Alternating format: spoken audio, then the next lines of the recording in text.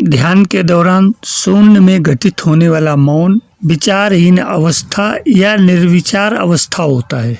यह अवस्था तब आती है जब आप लगाव और द्वेष से परे होते हैं या राग द्वेष से शून्य हो जाते हैं। इस अवस्था में आप समत्व की भावना में होते हैं। ध्यान के माध्यम से मन को शून्य अवस्था में लाने के लिए कुछ उपाय कर सकते हैं। ध्यान का नियमित अभ्यास करें। विचारों को सकारात्मक और किसी निश्चित लक्ष्य के साथ केंद्रित करें। मन की बेचैनी और चंचलता दूर करें। ध्यान करने का तरीका है, ध्यान का अभ्यास बैठकर करना चाहिए। ध्यान करने से पहले प्राणायाम अवश्य करें। ध्यान करने के लिए योग के वस्त्रिका और कपालभाति आसन किए जा सकते हैं। ध्यान के दौरान गलत तरीके से आसन लगाने या लंबे समय तक एक ही स्थिति में बैठने से शारीरिक असुविधा हो सकती है, जैसे कि पीठ दर्द, गर्दन दर्द या अन्य शारीरिक समस्याएं। विचार, भाव, शून्य। 3 बातें ख्याल रखो। 1, विचार से नाता तोड़ो। मस्तिष्क जैसे तुम्हारा है ही नहीं ऐसा समझो। भाव में उतरो, विचार क्षीण करो, भाव गहरा करो। दूसरी बात, जब विचार क्षीण हो जाए, भाव गहरा होने लगे तो भाव से भी मुक्ति होने लगो। सिर्फ अस्तित्व, सिर्फ सन्नाटा। न जहाँ विचार है न भाव है, जहाँ कोई तरंगे नहीं, उस शून्य सन्नाटे में डूबते समय बहुत भय लगेगा, बहुत घबराहट होगी, मौत जैसा लगेगा। घबराना नहीं, ये मौत नहीं है, ये बीज का मरना है, ये वृक्ष होने की शुरुआत है, ये सरता का सागर में उतरना है, ये सागर होने का प्रारंभ है। ध्यान साधना के उपर्युक्त सिद्धांत का यदि आप पालन करते हैं तो आप निर्विकल्प समाधि या निर्वीज समाधि में प्रवेश कर सकते हैं और शाश्वत आनंद का अनुभव कर जीवन मुक्त हो सकते हैं। क्या वास्तव में मन विचार शून्य हो पाता है? अगर ऐसा हो सकता तो हम परम सुखी हो जाते। मन कभी भी सहजता से विचार शून्य नहीं होता। मन को विचार शून्य करने के प्रयास में ही योगी तपस्वी तपस्या करते हैं। हम साधारण लोग कभी कभी ये समझ नहीं पाते कि हम क्या करें। हम कुछ भी कर लें मगर वो नहीं होता जो हम चाह रहे हैं, और तब हम अंतर मन में द्वंद्व में होते हैं कि क्या करना उचित होगा, और हम समझ नहीं पाते कि हम किस दिशा में प्रयत्न करें, किस तरह से करें, और हम प्रयास करना बंद कर देते हैं। मगर ये विचार शून्यता नहीं है। हम सब आनंद पाना चाहते हैं और उसकी तलाश करते हैं, अपने से बाहर, किसी वस्तु में, किसी परिवेश परिस्थिति में, और सबसे ज्यादा किसी दूसरे व्यक्ति में। इन सबसे जो हमारा संबंध और संपर्क होता है उसमें हम आनंद खोजते हैं। ये सब कुछ हमें जो एहसास महसूस करवाते हैं, अनुकूल हो तो आनंद और प्रतिकूल हो तो दुखी होते हैं। यही सब हमको अपने जीवन में कुछ पाने की इच्छा देते हैं, उसे हासिल करने की कोशिश की तरफ ले जाते हैं। इन सब के पीछे हमारे विचार काम करते हैं। इन सब के बीच रहने के लिए हम हजारों लाखों विचारों के बीच रहते हैं। कभी कभी हम इन हालातों में शांति नहीं पाते, आनंद महसूस नहीं करते। हमारे आधुनिक जीवन की तेज तर्रार भागदौड़ में आंतरिक शांति के क्षण ढूंढना एक विलासिता बन गई है। एक विधि जिसने हाल के वर्षों में लोकप्रियता हासिल की है वह है ध्यान। यह अभ्यास भौतिकता से परे जाकर मन की गहराइयों में उतरता है। असंख्य ध्यान अनुभवों के बीच जो वास्तव में असाधारण है वह है शरीर के शून्य होने की अनुभूति। जब भौतिक शरीर विलीन हो जाता है, जिससे शांति और जुड़ाव की गहरी अनुभूति होती है। ध्यान अपने सार में अंदर की ओर एक यात्रा है। यह बाहरी उत्तेजनाओं से ध्यान हटाने और चेतना के आंतरिक क्षेत्रों पर ध्यान केंद्रित करने का एक किया गया कार्य है। जैसे जैसे कोई अपने ध्यान अभ्यास में आगे बढ़ता है, शरीर और मन के प्रति जागरूकता बढ़ती है। सांस एक मार्गदर्शक बन जाती है जो अभ्यासकर्ता को गहरी शांत की स्थिति में ले जाती है। अधिक गहन ध्यान अनुभव की तलाश में अभ्यासकर्ताओं को अक्सर ऐसे क्षणों का सामना करना पड़ता है जहां भौतिक स्वरूप की सीमाएं समाप्त होने लगती हैं। यह कोई तकलीफ दे क्षति नहीं है, बल्कि एक सौम्य लुप्त प्राय घटना है। शरीर की संवेदना अपनी बाधाओं और सीमाओं के साथ चेतना पर अपनी पकड़ ढीली करने लगती है। यह विघटन विभिन्न तरीकों से प्रकट हो सकता है। कुछ लोग इसे भारहीनता की भावना के रूप में वर्णित करते हैं, जैसे कि शरीर भीतर की असीम ऊर्जा के लिए एकमात्र बर्तन में बदल रहा है। अन्य लोग धीरे धीरे लुप्त हो रही संवेदी धारणाओं के बारे में बात करते हैं, जिससे एक अलौकिक स्थान का निर्माण होता है जहां स्वयं और ब्रह्मांड के बीच का अंतर धुंधला जाता है। जैसे जैसे भौतिक स्वरूप फीका पड़ता जाता है, मन केंद्र में आ जाता है। एक बार अस्तित्व के मूर्त पहलुओं से जुड़कर विचार अब चेतना के विशाल विस्तार में फैल गए हैं। मन शरीर की बाधाओं से मुक्त होकर स्वतंत्र रूप से नृत्य करता है। यह वह जगह है जहाँ शून्य की असली सुंदरता उभरती है, विचारों, भावनाओं और अंतर्दृष्टि के बहुरूप दर्शक के लिए एक कैनवास की भांति। इस अवस्था में मन समय और स्थान की सीमाओं तक सीमित नहीं रहता।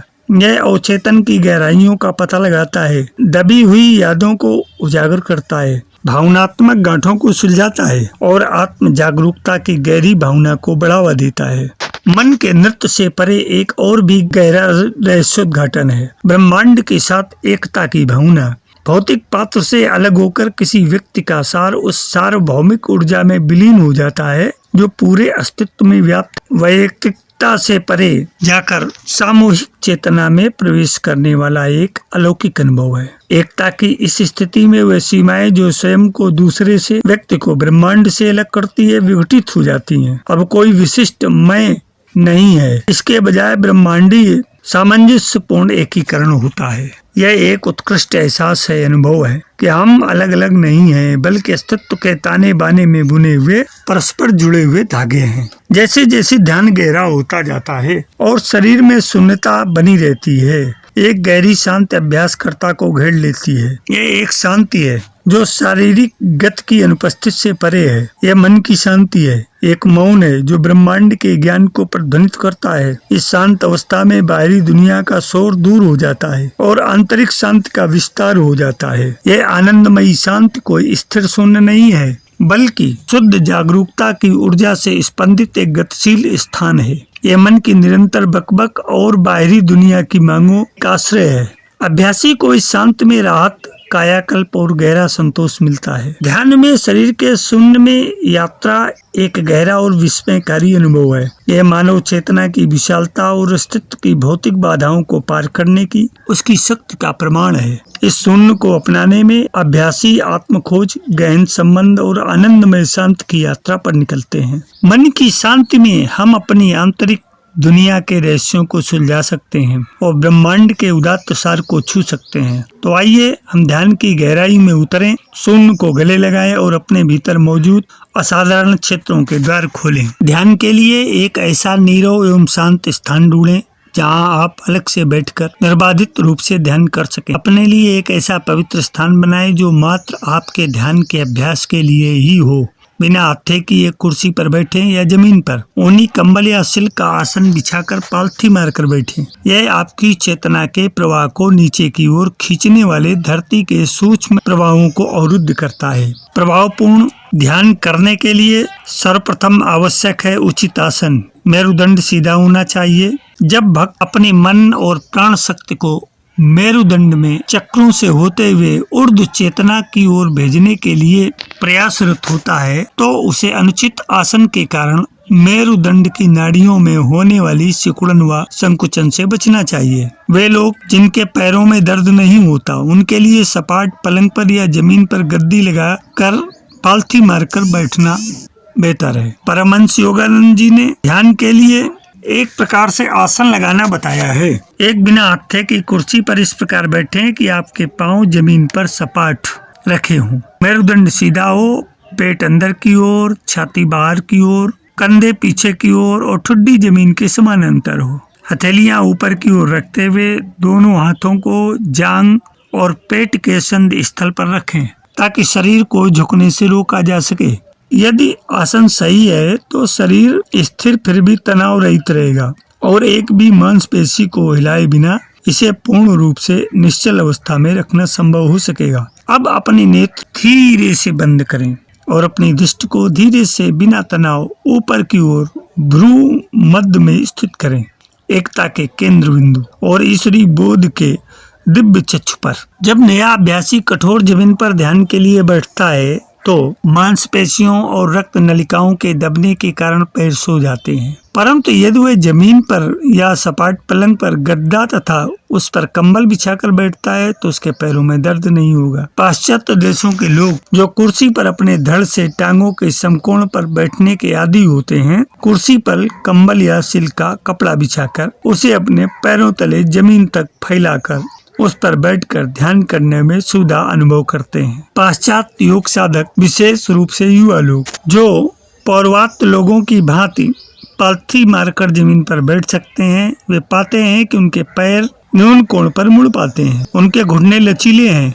वे लोग पद्मासन में या साधारण रूप से पलथी मारकर ध्यान कर सकते हैं। यदि किसी को पद्मासन में बैठने में सुविधा नहीं होती तो उसे इस भांति बैठकर ध्यान करने का प्रयास नहीं करना चाहिए। तनावपूर्ण अवस्था में ध्यान करने से व्यक्ति का मन शरीर की असुविधा पर केंद्रित रहता है। साधारणतया ध्यान का अभ्यास बैठकर ही करना चाहिए। स्पष्टतया खड़े होकर ध्यान करने से जब तक कि कोई ऐसा करने में प्रवीण न हो, मन के अंतर्मुखी होने पर व्यक्ति गिर सकता है। और न ही एक साधक को लेटकर ध्यान करना चाहिए, क्योंकि ऐसा करने से वह नींद की अवस्था में जा सकता है। उचित आसन जो शरीर और मन को स्थिर रख सके आवश्यक है। ये मन को भौतिकता से हटाकर परम तत्व पर लगाने में साधक की सहायता करते हैं। ध्यान के लिए सुबह का समय उत्तम है। ध्यान करने से पहले प्राणायाम जरूर करें, इससे सांस स्थिर होगी। इसके लिए चाहें तो आप योग का भस्त्रिका और कपालभाति कर सकते हैं। ध्यान में जाने से पहले प्राणायाम जरूरी है।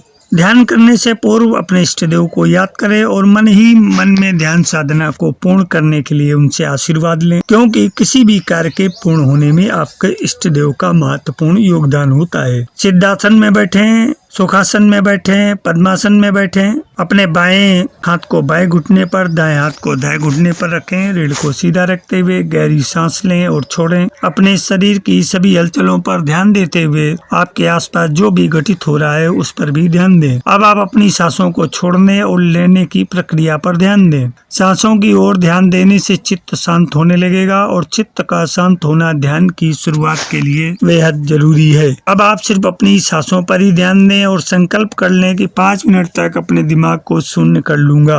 अब आप केवल महसूस करने और देखने के लिए तैयार हैं, और जैसे जैसे सुनने और देखने की गहराई में आप उतरेंगे, आप ध्यान में उतरते चले जाएंगे। निरंतर ध्यान करने से मस्तिष्क को नई ऊर्जा मिलती है, तनाव से बचा जा सकता है। साथ ही ध्यान लगाने वाले व्यक्ति को थकान का एहसास नहीं होता। गहरी से गहरी नींद से भी कहीं अधिक लाभ ध्यान से मिलता है। मेरे अध्यात्म प्रेमी जिज्ञासु मित्रों, ध्यान का अर्थ है विषय वस्तु रहित चैतन्य। अगर लगे कि खूब सुख का अनुभव हो रहा है तो इसका अर्थ हुआ कि चेतना है और सुख का अनुभव है। सुख का अनुभव चेतना में खड़ा है या चेतना को घेरे है। चेतना तो भिन्न है।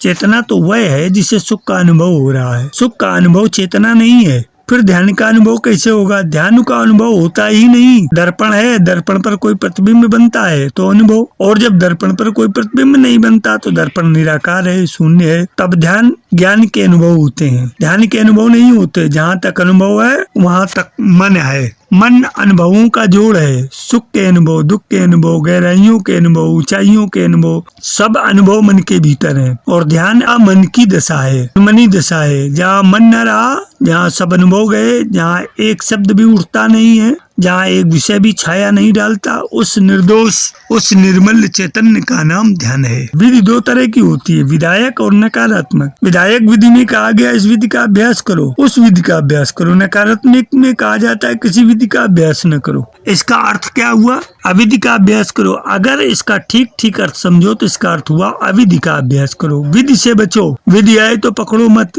विधि मिल भी जाए तो उपयोग मत करो। मगर ये नकारात्मक विधि हुई, ये कोई नई बात तो नहीं। उपनिषद कहते हैं नेति नेति, न यह न वह, छोड़ते चलो, किसी विधि का अभ्यास न करो। बुद्ध ने तो नकार पर बड़ा जोर दिया है, कोई विधि नहीं। विचार हमारा शत्रु है। ध्यान की शुरुआत के पूर्व की क्रिया मैं क्यों सोच रहा हूँ, इस पर ध्यान दें। हमारा विचार भविष्य और अतीत की हरकत है। विचार एक प्रकार का विकार है। वर्तमान में जीने से ही जागरूकता जन्मती है। भविष्य की कल्पनाओं और अतीत के सुख दुख में जीना ध्यान विरुद्ध है। मेरे जिज्ञासु मित्रों, इसके आगे का एक अभ्यास जो चेतना को आपके अंदर जगाने के लिए तैयार हो जाता है। अगर आप रुचि रखेंगे और विषय को आगे बढ़ाने के लिए कहेंगे तो हम अगले अंक में इस विधि को आपके साथ साझा करेंगे। आपने इस ध्यान की शून्य विधि में निर्वीज समाधि के संबंध में ध्यान से बात सुनी।